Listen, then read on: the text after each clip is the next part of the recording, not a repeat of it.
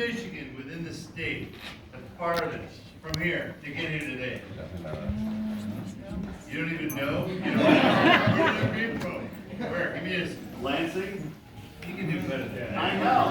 Nobody else Lansing, is that's like like 20 minutes away. No. They're only high test jack shit. Give me like Ishmael. What do you got? The thumb.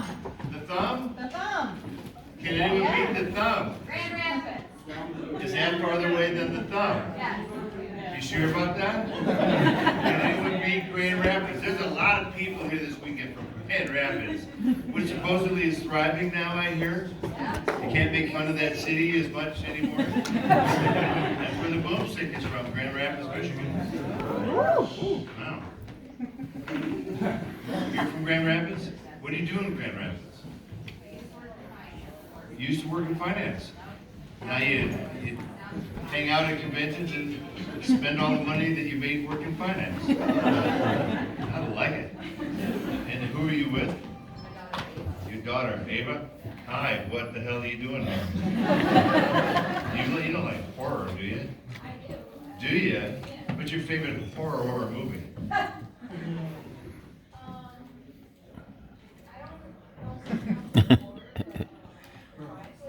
The Quiet Place. It's your movie. You don't have to. It's another stupid movie. Okay, what did you like about that horror movie?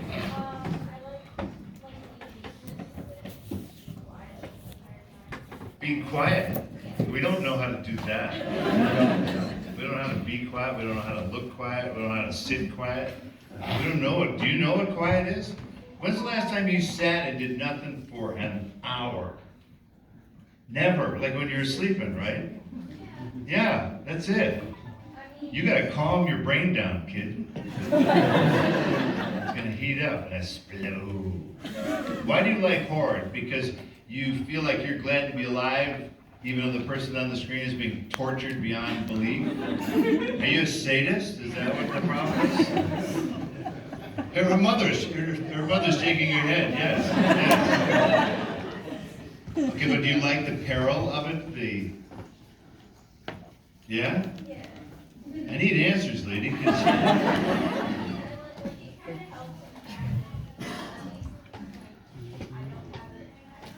you don't have it as bad as them. Like, your life with your mom is kind of, you know, it is what it is. You're not being chased around with a guy with a machete, right, and a mask.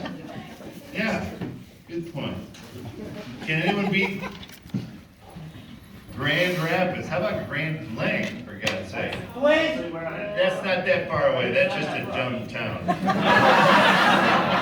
Grand Blanc. Okay, let's get to the bottom of this. French, Grand Blanc. Some fucking French trader, French trapper caught in a snowstorm. Son of a bitch, I'm gonna be with the Grand Blanc. You think some lost French trapper got caught right around Grand Blanc? And do you know that to be true, that story of a French trapper caught in a snowstorm? C'est sacré bleu, Grand Blanc! Big white, Grand Blanc, right? In French, big white. Well, maybe you should research your city. What do you do in Grand Blanc? Nothing? What do you do there? You work. I don't know what that is, ma'am. I don't know. What's your job? Janitor. I was a custodian, a custodial engineer at a vocational technical school.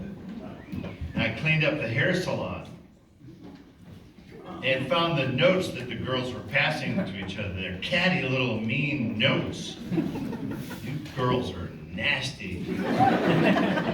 So where are you a custodian? At the elementary school? How are those little brats? Are they messy? What's the grossest thing you have to clean up? Barf, usually. Someone always hurls, like probably once a week. And they bring the crap out.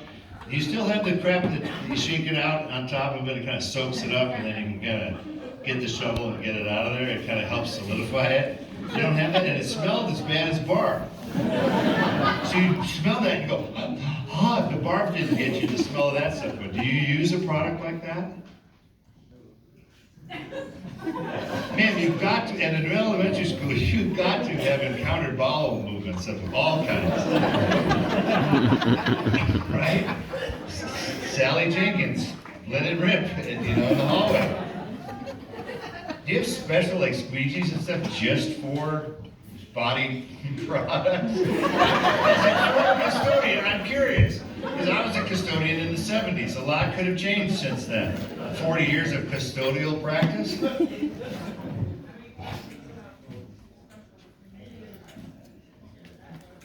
What are they called? Like like crap away? Like what's the catchy product name for that? Whiz-Be Gone? Right? Squeegee wee squeegee. It's just a Dow Chemical from Midland, Michigan product. You act like you're not a custodian. You guys stop being dumb here, lady. Now at home, are you fastidious at home? Or are you a slob? You pretty tidy? Great conversation. Okay, so nobody came from very far away, obviously. Who is the laziest bastard in the room? Yes. Why? 7 miles away. You're from where? Ipsy. You're from Ipsy? Yes. Is anyone from closer than Ipsy? I got him beat by 5 miles. You got beat by 5 miles. Where are you from? It's right off EMU's campus. Right off the EMU's campus. Can anyone beat right off EMU's campus? Like, does anyone live across the street? Huh? The Prospect? Prospect.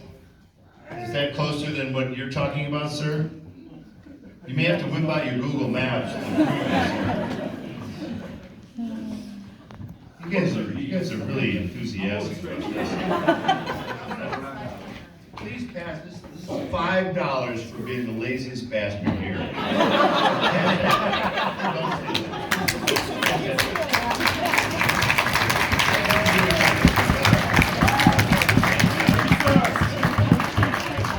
No one can really beat Grand Rapids.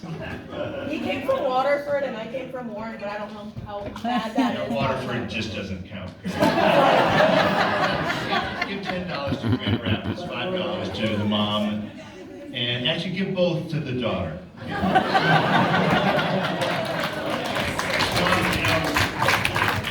Mom's just gonna get liquored up, so it's not worth it.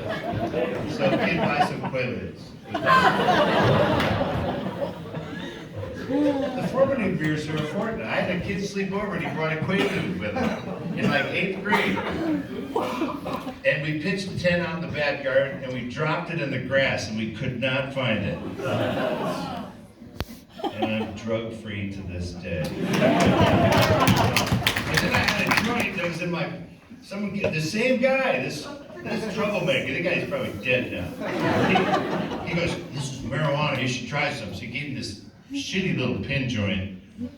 I was so terrified, I kept it in a little notebook in my pocket for until it disintegrated, because I thought, I don't know, I saw one of those videos, they did a PSA for someone, like an anti-drug thing. And they got the greatest camera angle ever. I remember this angle. It was inside the toilet, looking up, as the guy was going, oh, barking into the toilet. It was a total Sam Raimi shot. And I thought, if you smoke marijuana, you're going to be barking in the toilet. That's what I assumed the connection. That's not true, kid, but just go with it. Don't do drugs unless I'm with you. All right, let's open it up to your general inquisitive nature. Like, anybody from Ferndale, fashionable Ferndale? Wow, you guys, you're from nowhere. Are you from nowhere? Or like, pretty much. Yeah. Royal Oak. Madison I was Heights. born in Royal Oak. At the William Beaumont Hospital. Woo! Me too. I will not be dying there. Don't go back. Royal Joke, it was called at the time, Royal Joke. That's where you get a flat top haircut. Because it was nowhere town. And then in my formative years, I lived there briefly near the railroad tracks, at like 11 in Maine, something like that. And then now that I go back there, I can't afford to park there, so I don't go there anymore. No, it's a fine place, Royal Joke. The Washington, What? Washington Street parking garage has 2 hours free. 2 hours free? Yes. Yeah. Thank you for that. First two. Okay, I take it back. How about your crappy town of Royal? Yes, you can ask any random question. Yeah. If I haven't done it yet, I probably shouldn't do it yet. That means I don't know how to do it. The most money I ever made for a day of work was doing something I couldn't do. I did one commercial for Old Spice. Yeah. And it was fine, right? They loved it, okay, whatever, great. And then they called me for another Old Spice commercial. And they go, can you play the piano and sing? I go, no. They go, that's okay, it doesn't matter. So then I did the second Old Spice commercial where I sing Hungry Like the Wolf as like a jazz number. And made more money in one day I've ever made before. And I was like, I'm a poser. It's a total imposter syndrome, but man, I took their money. Yeah. Woo. I took their Procter and Gamble corporate money. I did. Oh yeah, I did. Bury it. It started that whole stupid campaign of Old Spice.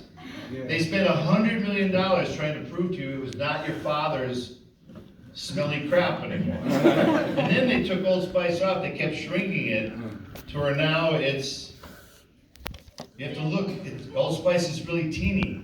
Yeah. And it's a whole new brand name. They covered it up. Yeah. I forget the stupid name they did to cover it up, but that's all right. Doesn't matter. We're back to random questions, yes.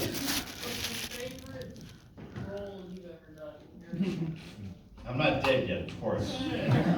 So Favorite far. role is the one I just wrote for myself. It's a movie called, because people don't write movies for 66-year-olds, in case you're curious. They're kind of done with that. They're done writing shit for you when you're 40, because then you're kind of done. So now that I'm not done, but I enjoy the process, so I wrote myself a movie. My wife and I shot it last summer, and we're finishing it up now.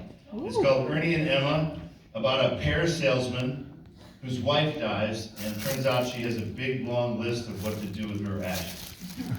A lot of unfinished business. Not all of it happy. So it's like Hallmark with swearing. Nice. Woo. Yeah, it's the Hallmark movie that you wish you had, actually. Yeah. Where at some point the main characters just say, fuck off to the main character. Because it's a Hallmark movie, you can't. I've done 2 Hallmark movies now. Oh yeah. Oh yeah. And they have what I call a hall monitor that they have there on the set. And they look through the camera and they make sure the shot is Hallmarky enough.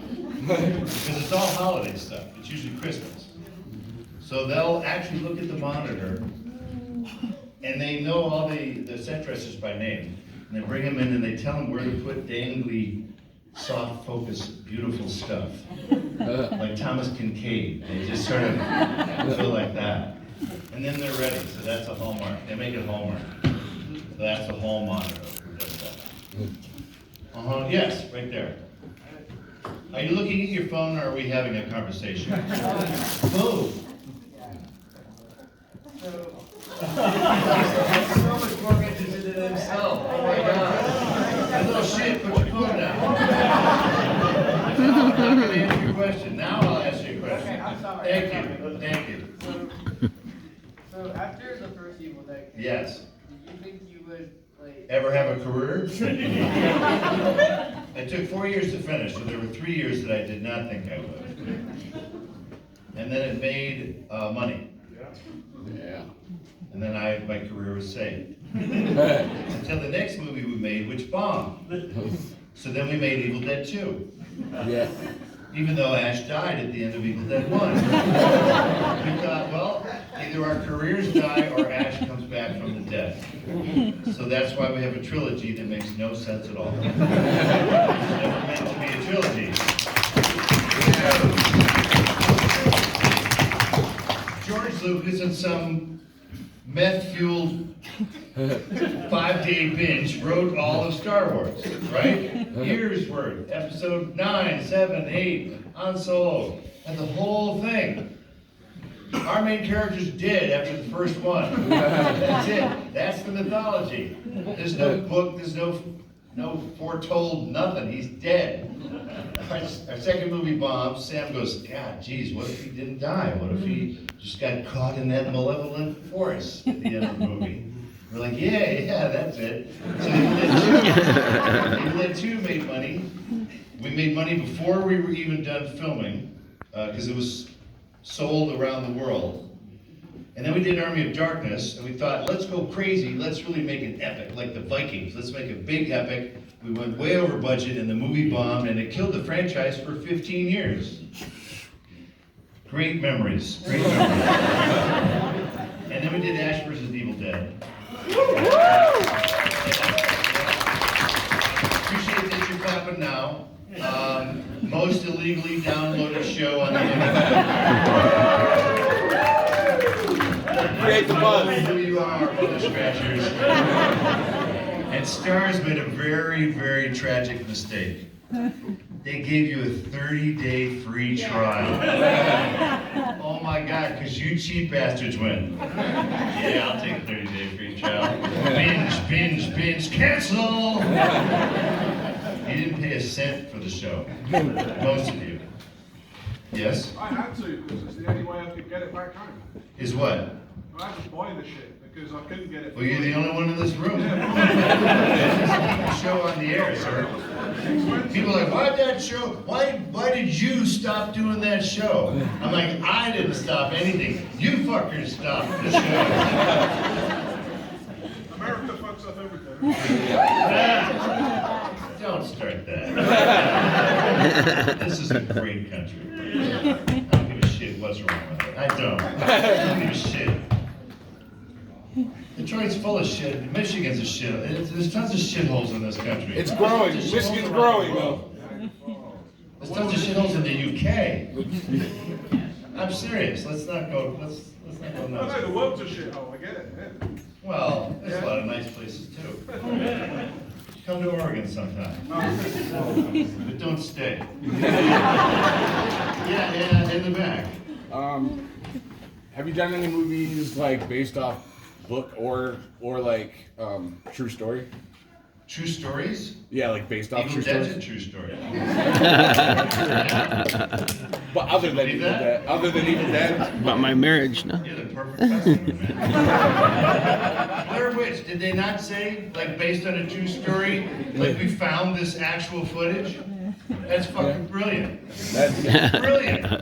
It's my favorite movie, and I've never seen it. Because You don't want they to. were able to pull up. They shot it really cheap, right, on some guy's credit card. Sold it, did not make that much money. The person who bought it made all the money, and yeah. then they made a shitty sequel. So there you go. Sometimes you can just fake that it's an original story. Right. Yeah, I've done like TV movies. Like I did a movie called Gold Rush about the first female gold miner, starring Alyssa Milano. How's that work for you? That's great. That didn't light your fire, did it? Well, Alyssa Milano. I didn't know you did it. Why do you care about historical accuracy? What do you doing here? You like history? Some. Okay, cool. Yes, right back there. What was one of your favorite parts of filming Briscoe County Jr.? Briscoe County Jr. was great on many levels. I loved it so much. Good, I'm glad you love Briscoe County Jr. Two reasons I loved it. Kelly Rutherford. I did those scenes for free.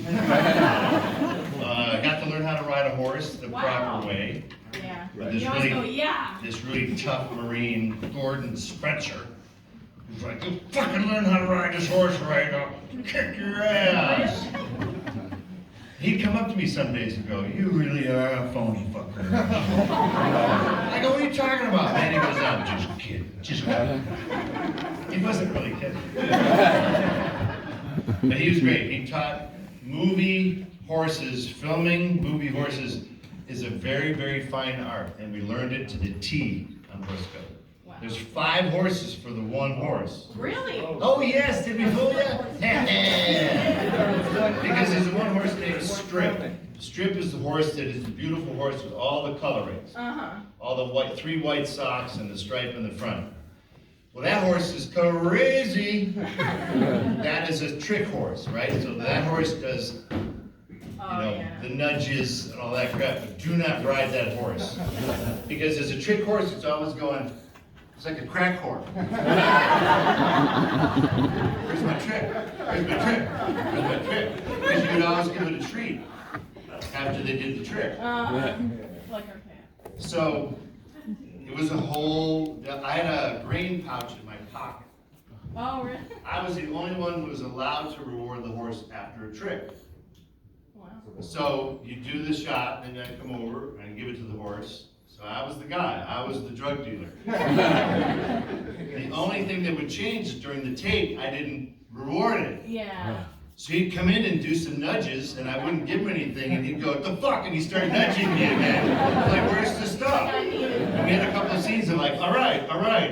You gotta throw me off the horse. We kept it in, of like me talking to the horse, and great relationship. So that was the pretty horse, but you didn't ride it. Okay. I rode a horse named Copper, which I called Leadbelly. 14 years old. I mean, the back was starting to go, I mean, this was a horse that, His bit it was called a dialogue horse. So if you had dialogue, and you didn't want that horse to go anywhere, that's the horse that you would use. Because that horse is like, stand. "Oh, thank God, I can just stand here." But during the course of the season, I would use that horse more and more, and he got into shape. Oh. And I'm like, after a while, like, "God damn, I thought you were an old horse. What's happening here?" And then one horse was just for rearing. His name was Ace. Oh, yeah. And it was done with a leg cue. I do with my, the front of my boots. And the horse was like, "Yeah, I'm going up." And the wrangler said, "You have to pick a side. And hang on. Otherwise the horse hits you directly in the face." And when it rears, it's going, man. And you better counterbalance or you're both going over. Hang on. So A, pick a side. B, counterbalance, and you learn both really quick. Boom, whoa! Split second. Boom, and then the thing's back down on the ground. It's like, yeah. It's so fast, it's really surprising. So, and then we had one horse named Boss. And Boss was only ridden by stunt guys. Because this is a horse that could catch a train. And an actor doesn't want to ride it. I rode it once, and the guy goes, "Just test it out, just test it out." I get it on, I take the reins, and I just pull it a little to the left. It goes, it spun in a 180. It went, "Wow, fuck, I'm getting off this thing right now." I think they call it Widowmaker, So we would tell the directors that the new director would come in. "Yeah, okay, Bruce, you're gonna get up on this horse. Yeah," and you'll say, "Hey, goodbye, lady. You're gonna rear up, and then you're gonna race out of town." We go, "Great, that's 3 horses, 4 different shots." The guy goes, "What?" They all want it to happen magically Yeah. in one piece. Because here's how you have to fool the horse. I get on the horse, say goodbye to Kelly Rutherford. And I race out of town. So we rehearse. Now the horse goes, the second he's on my back, I'm running. 'Cause that's what I'm supposed to do. So between take 1, if they wanted to take 2, I now had to confuse the horse. So I get on the horse and ride him in circles. And then the horse goes, "Ah, shit. Am I racing off or am I walking in circles?" So you do take 2, and then you race off again, and the horse is like, "Ah, shit, you fooled me, you fooled me." So if they want to take 3, you have to actually race it in the opposite direction, and then ride it in a circle in the opposite direction, and then point it in the other direction, and then get ready to go. That's getting 1 shot.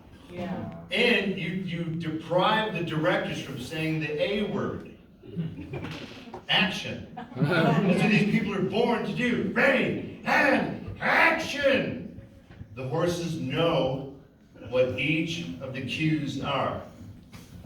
Assistant director goes, roll sound! All right, the sound guy's supposed to start rolling.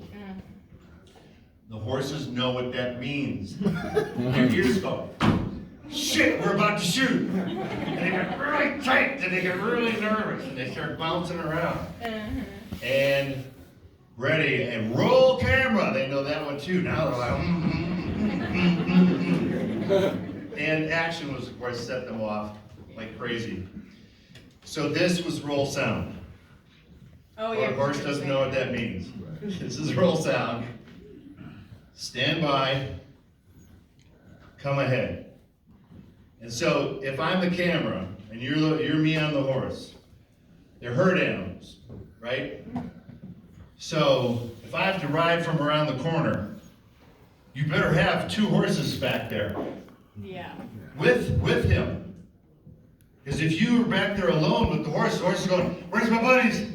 Shit, where's my buddies? And you start freaking out. You put 2 horses back there, and you face your horse toward their horses, and they bite each other and like get all pissy, but they want to be with each other.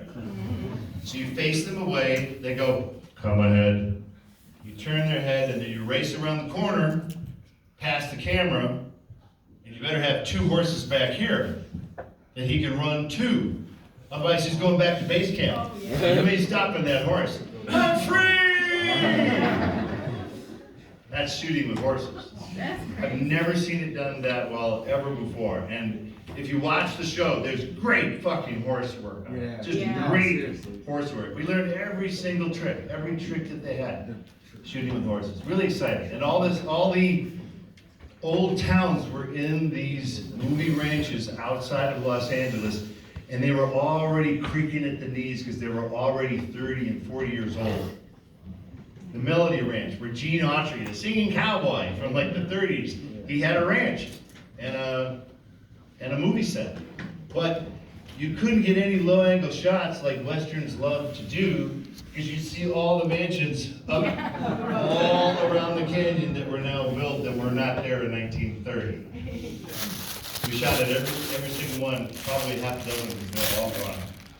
They're all subdivisions, but it's really great to work, like, they bulldozed Laramie Street on Warner Brothers, that was our street, that was our western town, to make Wisteria Lane from Desperate Housewives.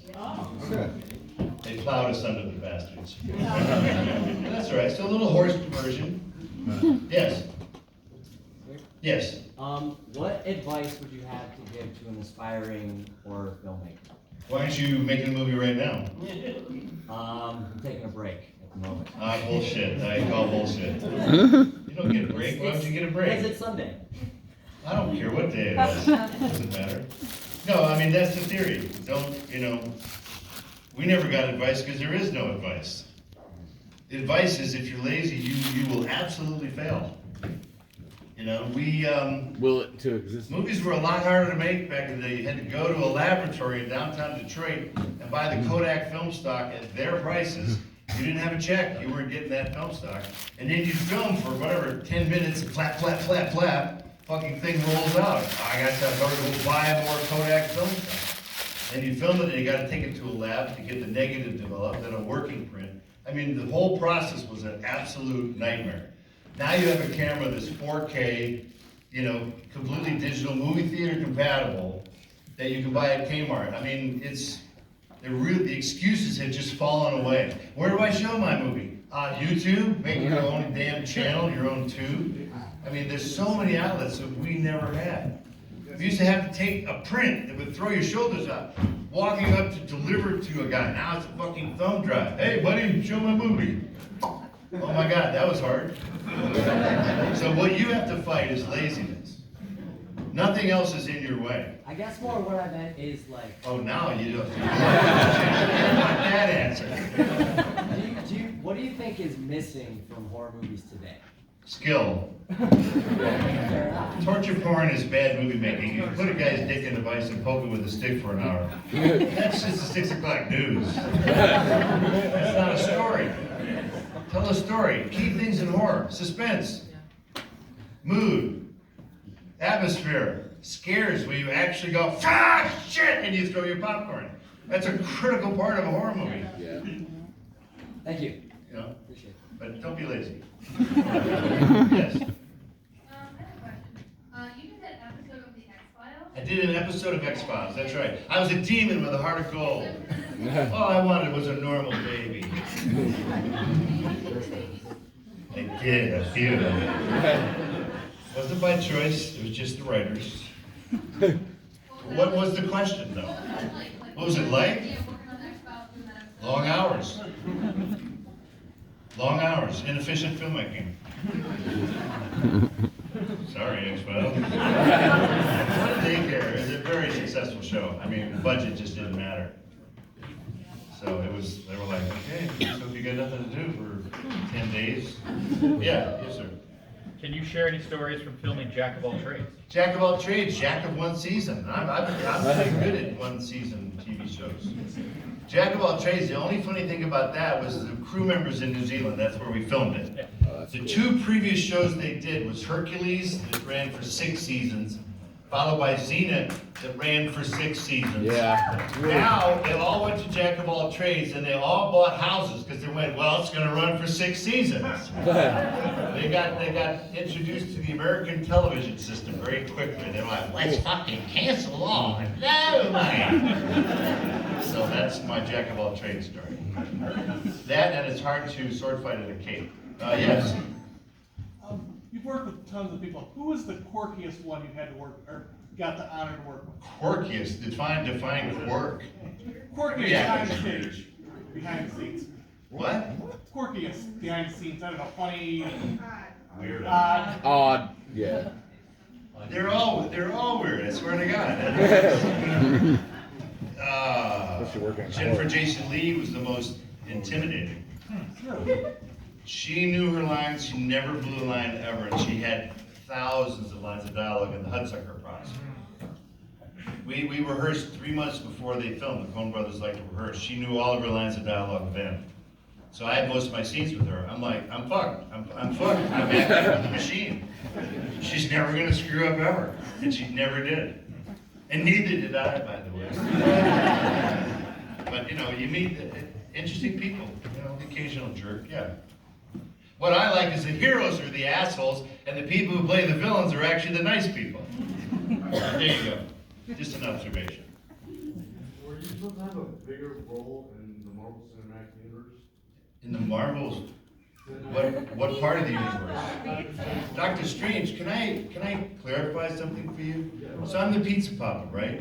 Small little cameo. Oh yeah. Just a throwaway part. Oh yeah. You don't understand the multiverse. Okay? There's only so much I can say because I signed a 50-page contract for that one teeny tiny scene. If you think he's just the pizza papa, oh my God, you got something else coming, buddy. What did I do to Doctor Strange? Let's really analyze this. What did I do to Doctor Strange? You delayed him. Thank you. You're welcome. What did that do to his timeline? Shoot. What ripple did that cause 3 movies from now? Then they'll go, goddamn pizza papa. He wasn't just a pizza vendor. He was the master of the universe. Disguised as a pizza vendor. We don't know, and I can't talk about it. But just, if you think I'm just doing a cameo in my buddy's movie, you're a fool. That's it, I'm being chased off the stage. Thank you for coming.